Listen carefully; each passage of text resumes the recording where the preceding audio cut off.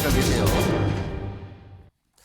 자, 다음은요. 여당과 관련된 건데요. 오늘 혁신위원장을 새로 임명을 했거든요. 그리고 인선했던 발표, 그리고 혁신위원장이 등장해서 설명도 좀 합니다. 그 목소리 들어보겠습니다. 국민의힘은 당의 진실한 변화를 만들어갈 혁신위원장으로 인요한 교수님을 모시고자 합니다. 대한민국 특별귀화자 1호 인요한 교수님은 전주에서 태어나 전남 순천에서 자랐으며 한국에 조건 없는 사랑을 실천해온 가문의 사람입니다. 인요한 위원장을 중심으로 꾸려질 혁신위는 그 위원회 구성, 활동 범위, 안건과 활동 기한 등 제반 사항에 대해 전권을 가지고 자율적, 독립적인 판단을 하게 될 것입니다. 주말에 갑자기 결정된 일이라 저는요 무슨 마이크를 들이대고 더불어민주당이냐 국민의힘이냐 그런 한심스러운 질문을 한번 받았는데 저는 전라도에서 크고 전라도를 무척 사랑하는 대한민국 특별 귀한 국민입니다. 이렇게 답변을 해서 그렇게 인식해 주기를 바랍니다. 우리가 자, 푸른 눈의 한국인 이렇게 묘사가 되죠. 인요한 연세대 의대 교수입니다. 혁신위원장, 국민의힘의 혁신위원장 그동안 사람을 못 구한다 얘기 있었는데 아무튼 오늘 결정이 났습니다. 자, 영상이 나가는 동안 네 분께 질문을 드렸는데 오늘 인요한 국민의힘 혁신위원장 요 인선에 대해서 100점 만점에 점수를 주신다면 몇 점을 주실까를 질문 드렸거든요. 쓰신 분 가슴 쪽에다 그걸 들어주세요. 자, 점수를 이게 서로 말 좀 맞추셨을까요? 이렇게 전용기원서부터 혁신위원장까지 이렇게 거꾸로 쭉 가보면요. 50점. 그다음에 옆에 정기랑 교수님은 화면 좀 보세요. 60점 건너로 갑니다. 신성범 전 의원님 70점이고요. 그 옆에 정혁신위원장 80점. 50, 60, 70, 80까지 점수가 있는데 이거 일부러 10점씩 차이 주신 것 같은데 일단 알겠습니다. 일단 들고 계세요. 들고 계시고 다음 준비된 영상은 인요한 교수가 지난 8월에 국민의힘 공부 모임에 참석해서 여러 가지 얘기를 한 게 있어요. 그 영상 좀 준비했습니다. 보시죠. 나는 59년도에 전주에서 태어나 우주의 중심 순천에서 저 완전 순천 아까 좋은 말씀만 해주셨는데 사실 순천은 그냥 깡촌놈입니다. 그는 광주항쟁 5월 25일 날 시민군 대표 통역을 3시간 했습니다. 경찰도 많이 따라다니고 우리 사무총장님 경찰 출신이라 처음에 좀 미워했는데 미국을 갔다 와서 보니까 제가 할렘에서 살았는데 세상에 한국 경찰같이 고마운 사람들이 없어요. 저는 전향한 386입니다.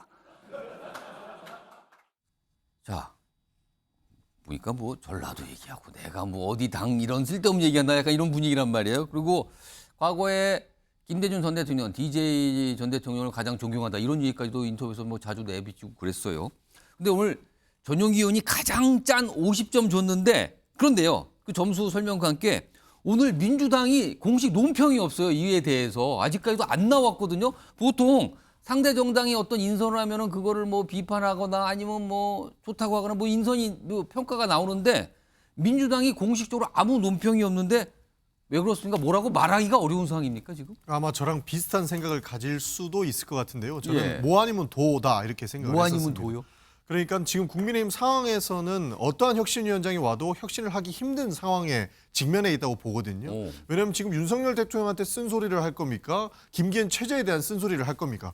더군다나 이준석 대표나 유승민 전 의원을 데리고 올 수 있는 상황도 안 되기 때문에 예. 누가 오든 굉장히 힘든 그 혁신 싸움이 될 것이다라고 해서 뭐 아니면 도다라고 생각을 했는데요. 예. 그래도 인요한 교수 같은 경우에는 아주 훌륭한 분으로 알려져 있지 민주당에서 않습니까? 최소한 논평이 안 나왔지만 어떤 비난을 하거나 비판하는 건 없어요 지금요. 그렇죠. 기본적으로 본인은 어떠한 정치권에서 색깔을 입고 색양을 가지고 이야기하기보다 본인들이 생각하고 지금까지 느껴왔던 것을 그래도 정교하게 이야기를 해줄 것이고 본인의 생각과 철학이 어느 정도 있는 훌륭한 분이시거든요. 예.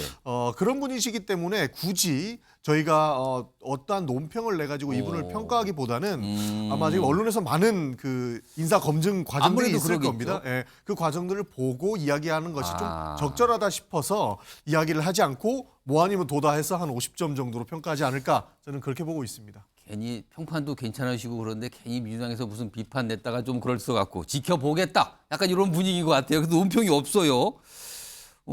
다음은 정혁진 변호사 점수를 들어볼 텐데 일단 앞서서 오늘 인요한 교수가 인요한 혁신위원장입니다. 뭔가 좀 설명을 내놨어요. 각오일 수도 있습니다. 들어보겠습니다. 한 단어로 정리를 하겠습니다. 통합을 추진하려고 합니다. 통합을. 사람 생각은 달라도 사람을 미워하지 말자. 이런 통합입니다. 국민의힘에 있는 많은 사람들도 내려와야 됩니다. 내려와서 듣고 변하고 희생할 각오가 돼 있어야 됩니다. 와이프하고 아이만 빼고 다 바꿔야 된다. 많이 바뀌어야 될 것 같아요. 와이프하고 아이만 빼고 다 바꿔라. 이거 어서 들은 말인데 그걸 인용했는데 희생, 그다음에 사람은 미워하지 말자, 통합. 정혁진 변호사 가장 높은 80점 주셨는데 제가 이 질문을 드릴게요. 대신. 이게요 지금 몇 가지 얘기한 걸 들어보니까 혹시 이게 향후에 총선 관련해서 공천 물갈이 또는 당에 그동안 쓴소리에서 징계도 받고 뭐 이랬던 인물들, 예를 들어서 이준석 전 대표가 대표이고 그리고 쓴소리 많이 하시는 분이 유승민 전 의원 등인데 이런 분들에 대한 공천 가능성 이런 걸 열어둔 걸로 해석해야 될까요? 이거 어떻게 봐야 됩니까? 일단 제가 왜 80점을 드렸냐면 예. 지난번에 김기현 대표 인선할 때 예. 그때 똑같은 점수 물어봤었잖아요. 그렇습니다. 앵커가. 그때 제 점수가 제일 낮았을 거예요. 낮았어요. 제가 40점이었는데 그때 당직 인선했을 그렇죠. 때. 예. 거기에다 이제 제가 생각해 보니까 그때 그 인선에 비하면 이번 인선은 한 2배 정도 점수 드려도 되겠다. 2배 상승. 곱하기 2 이렇게 예. 한 거고요. 왜냐하면 그 인 위원장 같은 경우에는 명문가인데다가 글로벌화 같은 그 인상도 줄 수가 있고 예. 무엇보다도 지역적 배분, 호남적인 배분 그렇습니다. 이런 것들을 아주 절묘한 그 한 수가 아닌가 저는 그런 생각이 들고요.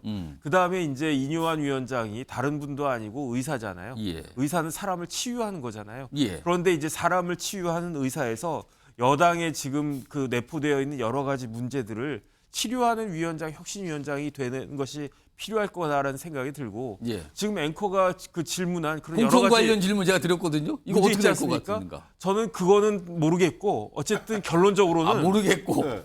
공천권이 인요한 위원장한테 거의 전권으로 귀속되는 것이 그게 그 여당의 성패를 가르지 않을까. 그러니까 인요한 위원장이 이준석 전 대표, 뭐 유승민 뭐 전 대표 이런 분들 예. 필요하다 공천 줘야 된다. 그렇게 생각하면 제 생각에 공천 줘야 되고요. 예. 그다음에 인요한 위원장이 그래도 이준석 대표는 여러 가지로 좀 문제가 있고 정체성에도 안 맞는다. 그런 생각이 들면 안 줄 수 있는 건데 중요한 건 뭐냐면 결정을 딱 내리고 그다음에 하태경 의원이 그렇게 이야기하지 않았습니까? 예. 김기현 대표 수도권에서 출마해라. 예. 똑같은 이야기를 인요한 위원장이 하면 그거는 따라야 된다라고 저는 생각을 하고요. 그렇게 만약에 따르게 되면 변화한 모습이 보여질 거고 그러면 내년 총선에서 그런 모습 정도를 보여야 여당이 승산이 있지 않을까 저는 개인적으로 그렇게 생각이 됩니다. 그게 아내와 아이만 빼고 다 바꾸는 거다. 그럴 수 있다. 그렇죠. 그런 뜻이 되는 거군요. 아직은 몰라요. 그러나 오늘 아무튼 이런 몇 가지 내용이 나서 사람은 미워하지 말자.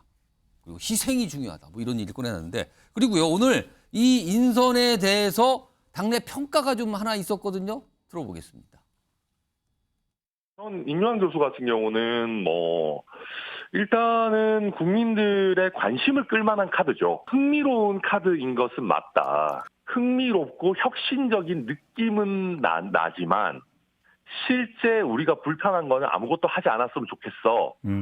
인 카드일 수 있다는 거예요. 그게 100%인지 아닌지는 알 수는 없지만 네. 국민통합위원회랑 얼마 전에도 계속 활동도 같이 하시고 그러셨었어요.